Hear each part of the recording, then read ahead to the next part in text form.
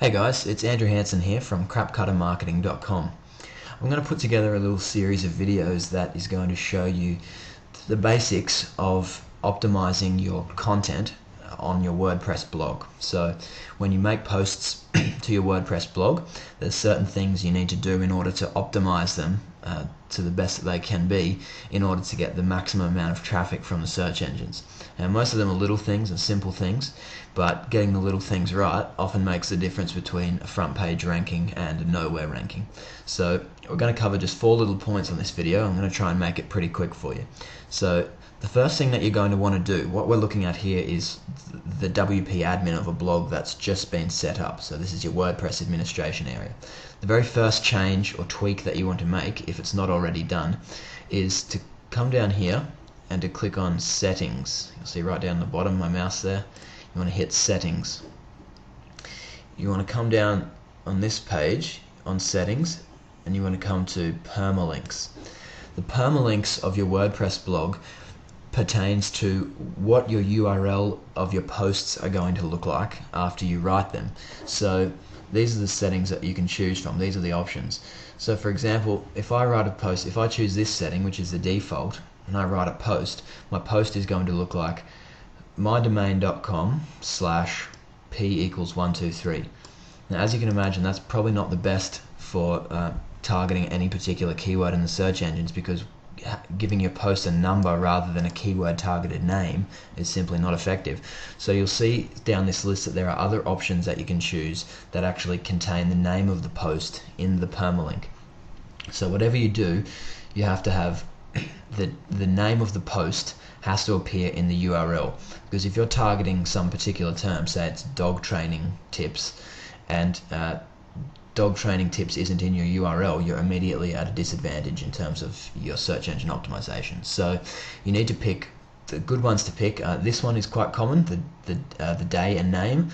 That has the date you made the post and the name of the post. That also lets people who are reading the post see when it was made, so they can see how new and relevant it is. And it also helps the search engines in understanding how new and relevant it is. So these are good. Day and name, month and name are good. And another one that's common that I happen to use on this site is just /post name. So this is just going to make it so that my posts come up as crapcuttermarketing.com/the-name-of-the-post, right? So you can use that, but if you have a lot of content, that one can even get a little complicated, and you might want to do something like category and post name, which is also common. But the point of this being that you need to get your post name into the permalink structure. So that's the first important step you need to take for SEO. So coming back to the post now, so assuming that we want to come back to here and actually start writing a post now. So there's certain things that you have to do when you write your post to make sure it's optimized for the search engines. So I'm going to drag this over a little bit. So the first thing that you do, so I've got a random piece of content here that I'm going to use as my post. This is just a random piece of content that's about dog obedience training. So I'm going to assume that's my post. I'm just pasting it straight in there to make it easier to read. I usually split the chunks up a little bit so there's no big chunk of text that's too big without any gaps. It makes it easier to read for the eyes. So that's about done. So the first thing that I want to do, so my keyword is dog obedience training. So I need to focus this post on that particular term. So the first thing I need to do is create a post title.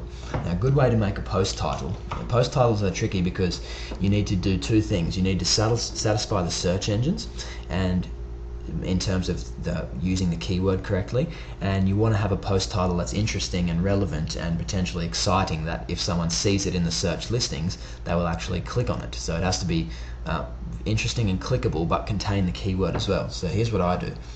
Dog.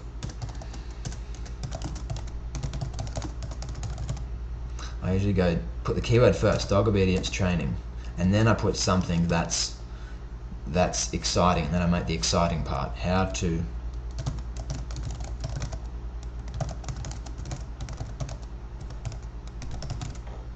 something like that, something silly. So The keyword comes first, which is most important. So that's going to show up in your URL, which is what we just did with the permalinks. And now I've also got something that's a little exciting. So how to train your dog for perfect obedience. It's a how-to. It's kind of like a headline if you're writing some sales copy. It's got to be exciting. It's got to make them want to read it, basically. Some might argue that that headline is a little long, and I might even try to make that shorter so that if this post did appear in the search engines, it would come up. The whole post title would come up and it wouldn't get cut off. But that's basically that's a decent headline. A decent post title, I should say. I might pause this video and we'll continue this in the next video so we can keep the sections short, but I hope you've gotten something important out of those 2 tips for you doing on-page optimization for your WordPress blog posts.